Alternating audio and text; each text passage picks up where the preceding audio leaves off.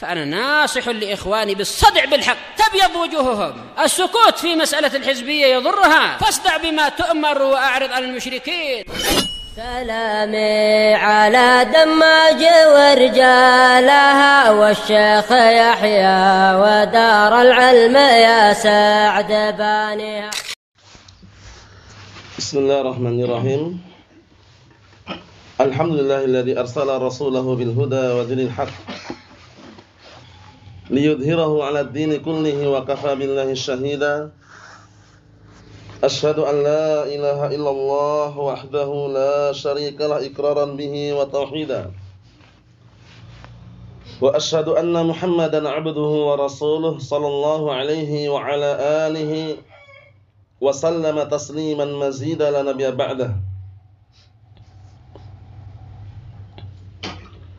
Ikhwani fid din wa akhwati fillah, a'azzani wa a'azzakumullahu jami'an wa barakallahu fikum. Kita lanjutkan bacaan berikutnya terhadap kitab Huququn da'at ilaihal fitrah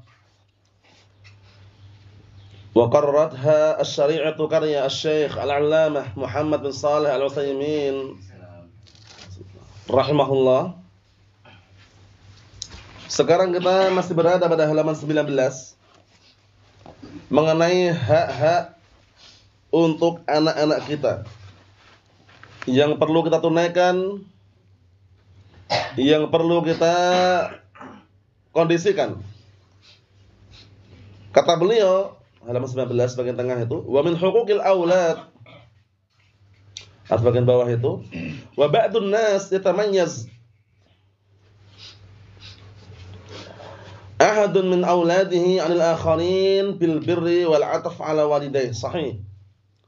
Dan sebagian orang kadangkala salah satu dari anak-anaknya itu ada yang terbedakan daripada yang lainnya dalam hal apa? Berbakti dan sayang kepada kedua orang tuanya. Jadi misalkan seorang bapak, ibu punya anak 5. Ini 5 anak ini enggak semuanya sama karakternya. Ada di antara 5 ini yang lebih senang berkunjung, lebih senang dekat dengan orang tuanya. Nah, itu kadangkala membuat orang tua itu lebih senang untuk kepada anak tadi. Tapi jangan sampai pilih kasih itu aja. Faham ya? Karena kebaikan yang diberikan anak kepada orang tua tadi jangan dibalas dengan pilih kasih, akhirnya apa? Menimbulkan rasa iri kepada anak-anak yang lain. Terus siapa yang balas? Allah Ta'ala yang balas nanti. Sudah pahami? Kita lihat ini. Sebagian manusia, salah satu anak-anaknya itu terbedakan dari yang lainnya dengan apa? Berbakti dan sayang kepada kedua orang tuanya. Jadi enggak semuanya sama. 5 anak ini enggak semuanya sama. Ada yang sayang sama orang tuanya, ada yang enggak peduli, ada yang kadangkala justru enggak suka sama orang tuanya. Nah, biasanya orang tua itu kan suka dengan anak yang ramah dengan orang tuanya. Nah, tapi walaupun demikian enggak boleh pilih kasih. Bayangkan itu. Enggak boleh pilih kasih. Jadi anak-anak yang 5 ini walaupun karakter beda-beda, itu kalau orang tua ngasih nafkah harus apa? Sama-sama diberikan dengan keadilan. Walaupun satunya lebih sayang, satunya lebih dekat orang tua, satunya kurang suka. Bisa pahami? Kita lihat, fa yakhussuhu bil hibah wal 'atiyah min ajli ma tamayyazat bihi min al bir. Akhirnya orang tua tersebut mengkhususkan dengan hadiah, pemberian kepada anak yang lebih cinta, lebih sayang tadi itu. Karena apa? Karena dalam rangka terbedakan anak tersebut dari yang lainnya dalam hal kebaktian. Walakin akan tapi hada ghairu mubarrar ngam li takhsisihi. Akan tapi hal seperti ini enggak diperbolehkan kalau untuk mengkhususkannya. Lihat ini. Anak yang 5 ini beda karakternya, beda-beda sifatnya, tapi orang tua enggak boleh mengkhususkan dari 5 anak ini. Yang satunya dikasih pemberian buahnya, yang satu sedikit, yang satu enggak dikasih apa-apa karena enggak pernah berkunjung misalkan salah. Tapi orang tua pastikan bisa bijak di dalam memberikan pemberian kepada anaknya. Jangan sampai menimbulkan polemik atau problem, permasalahan di dalam masalah pemberian ini. Lihat ini. Akan tapi walaupun salah satu anaknya itu menonjol dalam hal kebaktian dan juga sayang pada orang tuanya, tapi enggak boleh apa? Enggak diperbolehkan mengkhususkan. Pilih kasih enggak boleh. Lihat ini. Fal mutamayyaz bil bir la yajuzu an yu'ta 'iwadan an birrihi. Lihat ini. Maka anak yang terbedakan dengan berbakti tadi enggak diperbolehkan diberi pemberian sebagai pengganti dari kebaikannya. Nggak boleh. Jadi orang tua nggak boleh pilih kasih karena anaknya ini apa? Suka berbakti kepadanya, suka sayang terhadapnya, itu nggak boleh. Biarkan kebaktian, kebaikan yang dilakukan oleh anak ini Allah Ta'ala yang balas, itu maksudnya. Mafhum? Jangan sampai menimbulkan apa tadi barakallahu fik, rasa iri yang ada pada anak-anak yang lainnya. Li'anna ajra birrihi 'ala Allah. Lihat ini, dikarenakan pahala kebaktian anak tersebut, anak berbakti tadi pahalanya Allah Ta'ala yang nanggung. Wa li'anna tamyizal bar bil 'atiyah yujib an ya'jab. Bi birrihi wa yara lahu fadlan wa an yaghfir al-akhar wa yastamir fi 'uquqih. Sahih. Lihat ini.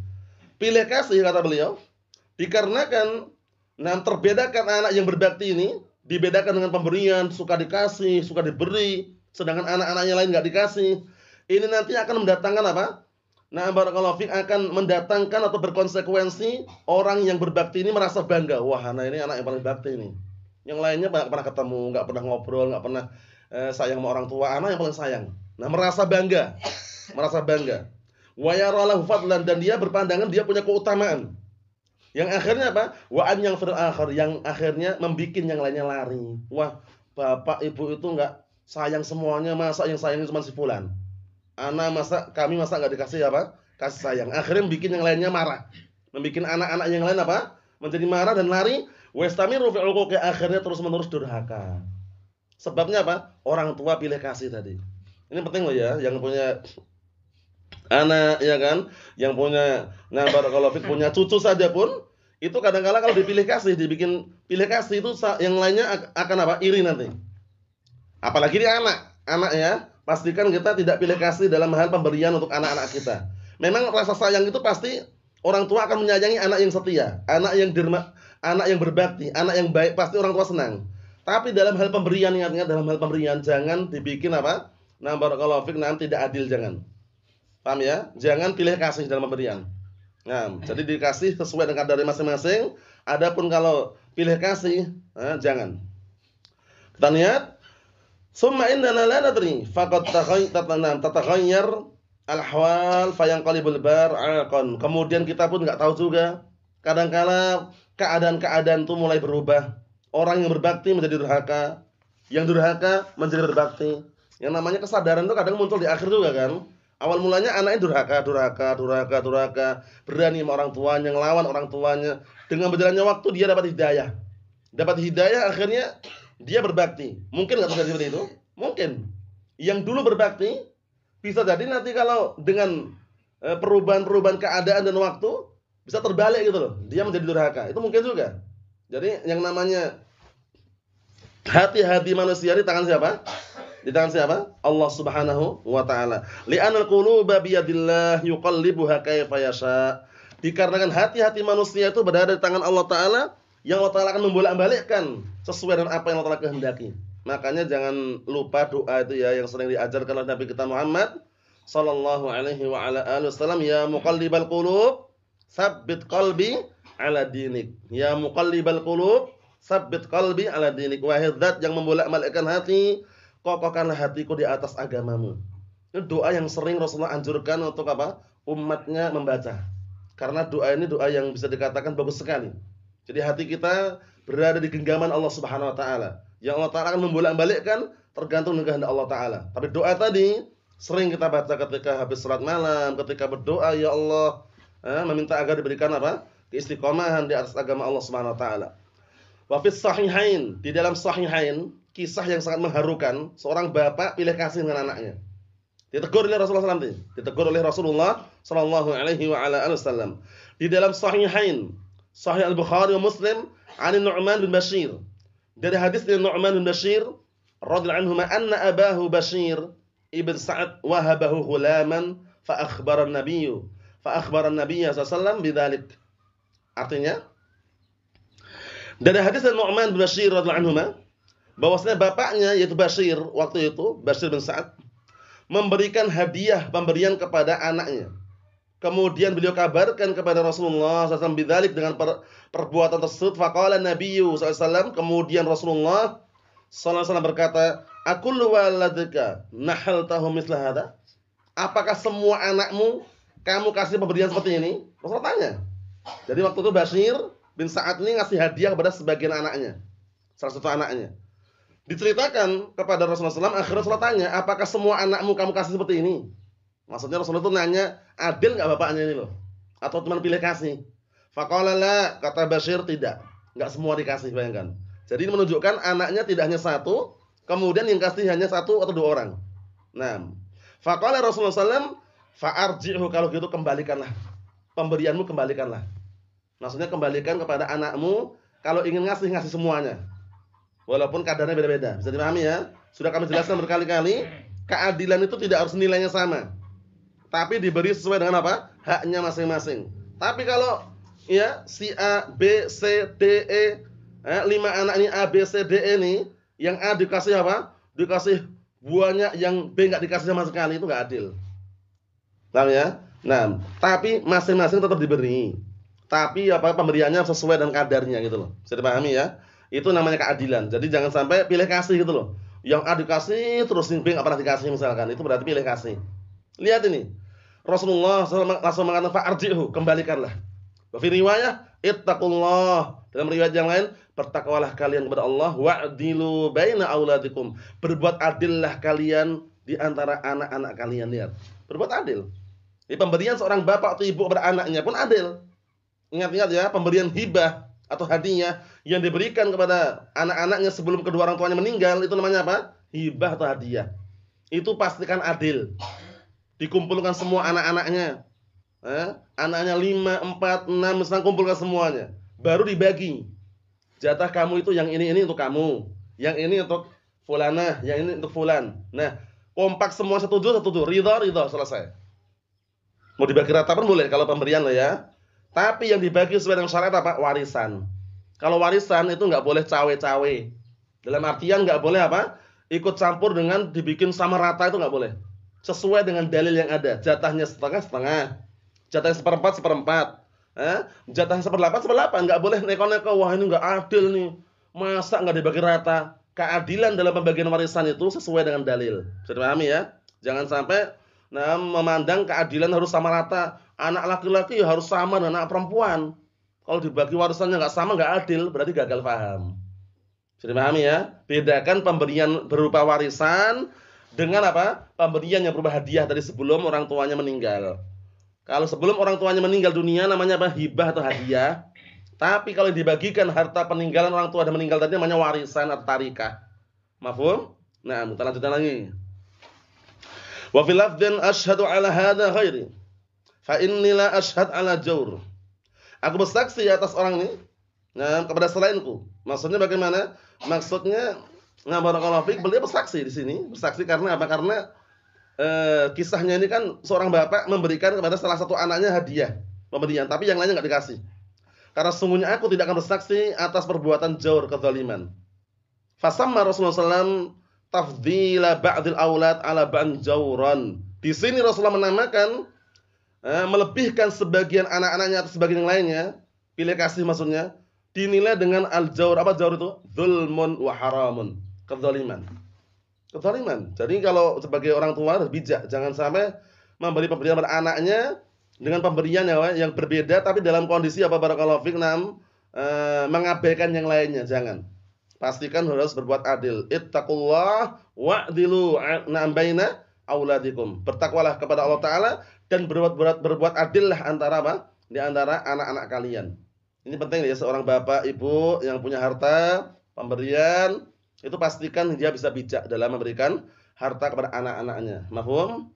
Walakin, akan tapi, lau a'ta ba'duhum syai'an yahtajuhu wasani la yahtajuhu, misla an yahtaj ahadul aulad ila adawati maktabiyyah au ilaj au zawat, fala ba'sa an yakhussahu bima yahtaju ilaihi. Sahih, ini beda lagi nih. Akan tapi kalau sebagian mereka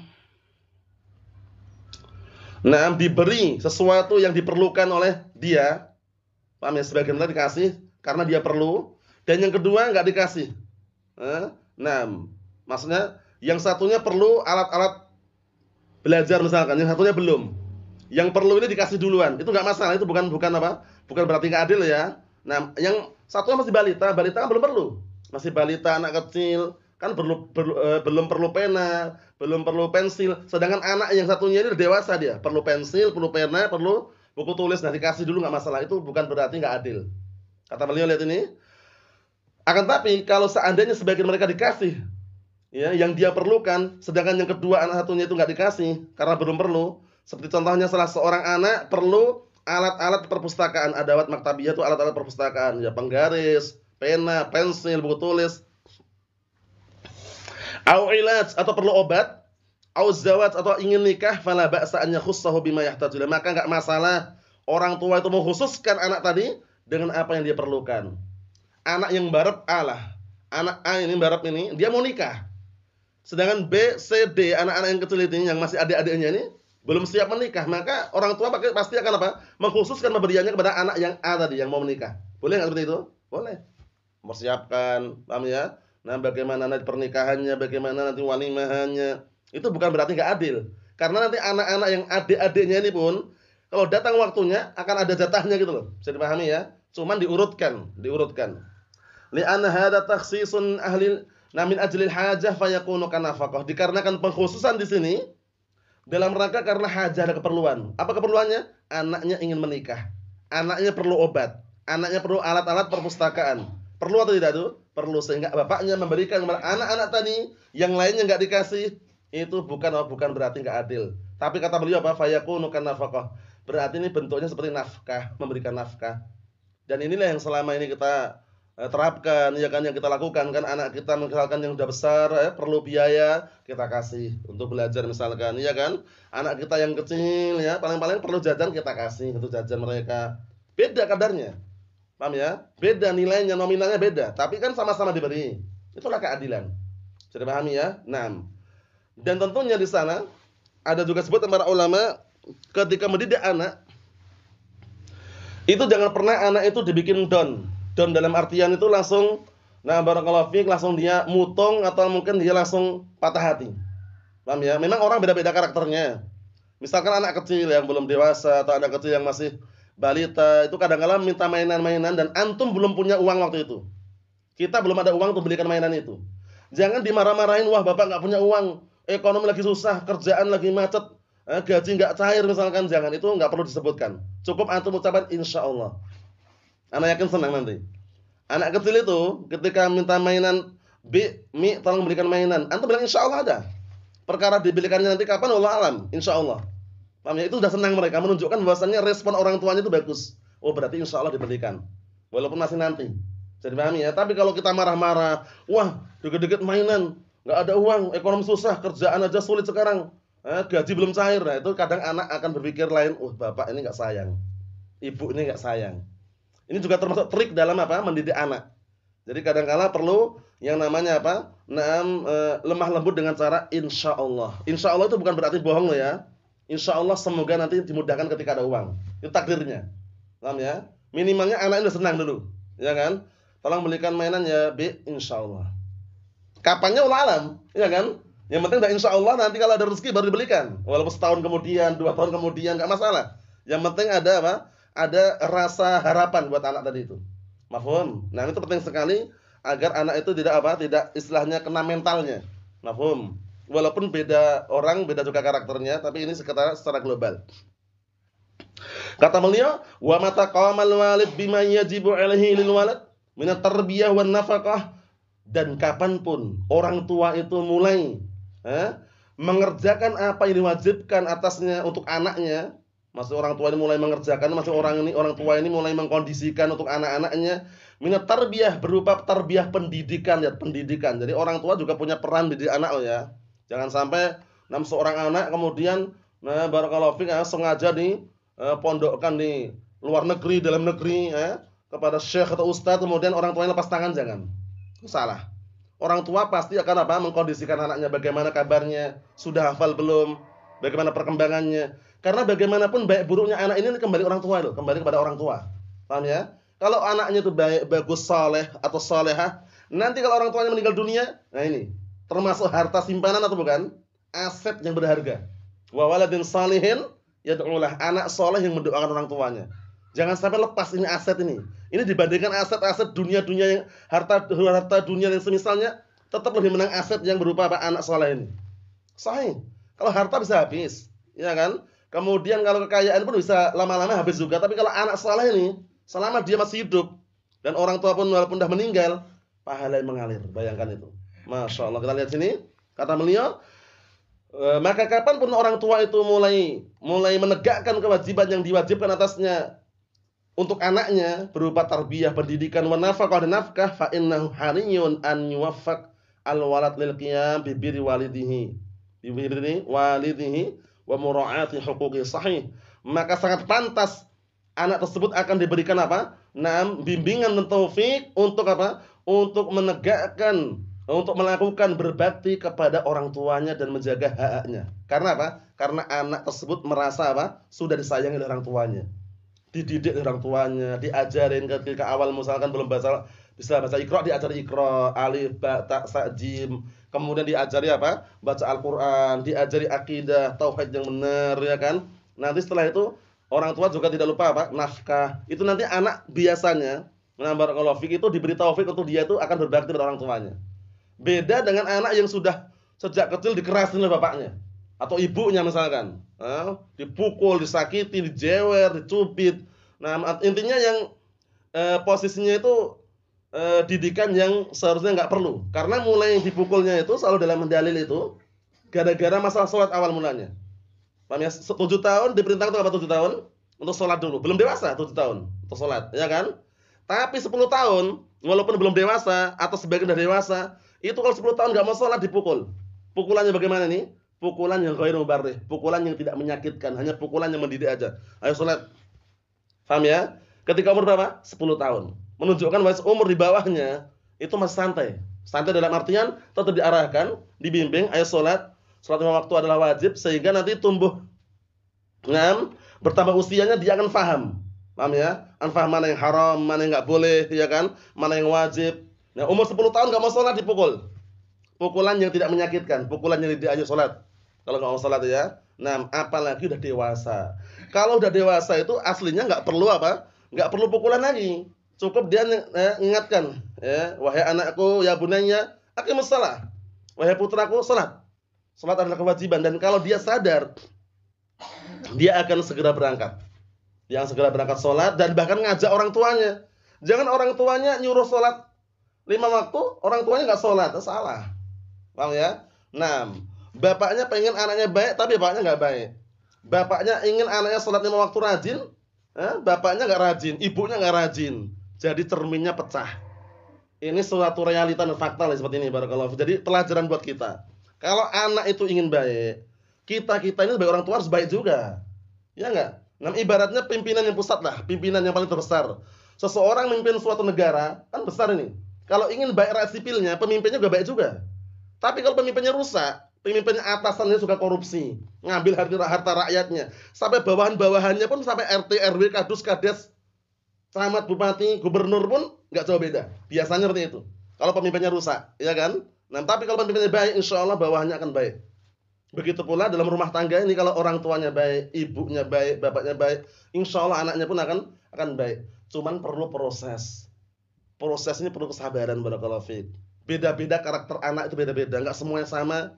Ada yang modelnya mudah patah hati, ada yang mudah emosi, ada yang nurut. Nah, itu semuanya ujian masing-masing yang perlu apa? Dihadapin. Karena nggak ada satu orang pun di dunia yang hidup tanpa ujian. Pasti ada ujiannya. Cuman ujiannya berbeda-beda. Ya kan? Berbeda-beda. Sebagaimana kalau kita bayangkan di sekolahan umum, ya kan? SD kelas 1, 2, 3, 4, 5, 6, ujiannya sama atau beda-beda? Beda-beda. Itu juga ibaratnya semakin orang itu levelnya tinggi, semakin imannya kuat, semakin agamanya kuat, itu ujiannya semakin kuat. Ujiannya itu. Sebagaimana perkataan Nabi kita Muhammad sallallahu alaihi wasallam, yubtalal mar'u ala qadri dini. Seseorang diuji sesuai dengan kadar agamanya. Semakin kuat agamanya, kokoh megang Al-Qur'an, kokoh megang As-Sunnah, semakin diuji dengan semakin apa ujian semakin kuat. Paham ya? Nah, dulu ketika belum kokoh mungkin ujiannya ringan-ringan aja. Setelah kokoh ya, setelah dia misalkan sholat jamaah rajin ya, jenggot mulai dipanjangkan ya, celana mulai cingkrang ya kan, istrinya mulai bercadar ya kan. Itu ujiannya udah banyak sekali. Nanti dicaci maki, dihina, pakai cadar dibilang apa itu? Ninja ya kan. Jenggot dibilang apa? Kambing. Itu ujian bukan? Ujian sabar. Enggak usah dilawan aja, enggak usah lawan, biarin aja. Ya kan? Nah, kenapa? Karena kita ngelawan sama aja gitu loh. Ya kan? Cukup kita doakan semoga yang mencaci maki dapat hidayah gitu aja. Bisa dipahami ya? Proses, semuanya proses. Nah, barakallahu fiik. Kita lihat dikit lagi. Wa mata farratal walid bima yajibu alaihi min dzalik kana jadiran bil 'uqubah bi an yunkir al walad haqqahu wa yubtala bi 'uquqihi jazaa'an wifaqallahu musta'an. Lihat ini. Wa kama tadinu tudan. Dan kapanpun orang tua itu meremehkan bermudah-mudahan terhadap perkara yang wajib atasnya, terhadap anaknya, nggak didik, dibiarkan kemanapun pergi dia, nggak mau ngontrol, mengkondisikan, mengecek kemana kepergiannya, kemana arahnya, teman gaulnya siapa. Nah, apa kata beliau? Maka ini sangat pantas, sangat layak diberi hukuman. Anak itu akan mengingkari haknya dan akan diuji dengan durhaka kepada orang tuanya, jazaan wifaqah, dengan balasan yang sempurna. Wa kama tadinu tudan, sebagaimana orang berbuat dia akan dibalasi. Jadi perbuatan itu dibalas sesuai dengan kadar perbuatannya. Al jaza min jinsil amal, balasannya tergantung dengan jenis amalannya. Nah, ada juga ungkapan man yazra' yahsud. Barang siapa yang di dunia dia menanam, itu nanti di akhirat akan apa? Memanen. Tinggal yang tanam itu apa? Bibit yang dia tanam itu apa? Kalau bibit kebaikan, nanti di akhirat dia akan memanen apa? Kebaikan. Tapi kalau bibit keburukan, bibit kejelekan, wal'iyadzubillah, nanti di akhirat pun yang akan memanen apa? Memanen kejelekan. Itu yang disebutkan apa? Di dalam apa? Hadis dan juga jelas para ulama, wa kama tadinu tudan, sebagaimana kamu berbuat, kamu akan dibalasi. Ini berarti sudah kita selesaikan hak yang perlu ditunaikan orang tua terhadap anaknya.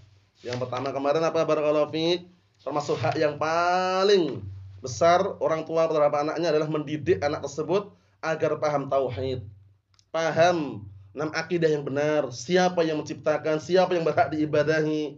Paham ya? Kemudian berikutnya mengenai apa? Barakallahu fiik, menanamkan akhlak yang baik pada anak-anaknya. Yang berikutnya haknya tunaikan nafkah, memberikan nafkah kepada anak-anaknya sesuai dengan kadarnya, tidak boleh pilih kasih, ya kan? Tidak boleh keras yang berlebihan terhadap anaknya, semuanya proses. Jangan pernah putus harapan. Yang namanya hidayah tangan siapa? Allah Subhanahu wa taala. Orang tua hanya berusaha dan berupaya, adapun yang menentukan Allah Subhanahu wa taala. Intinya orang berusaha. Namanya berusaha untuk menjaga keluarganya dan tentunya dirinya terlebih dahulu, baru keluarganya, mencakup istrinya, anaknya dari siksaan api neraka, dijaga baik-baik. Barakallahu fiik. Ya ayyuhalladzina amanu qu anfusakum wa ahlikum nar. Wahai orang beriman, jagalah diri-diri kalian dan keluarga kalian dari siksaan api neraka. Ini yang kita ambil, barakallahu fiik. Ada pun yang berikutnya, hak yang kelima nanti, itu hak kerabat, insyaallah pada pertemuan yang akan datang.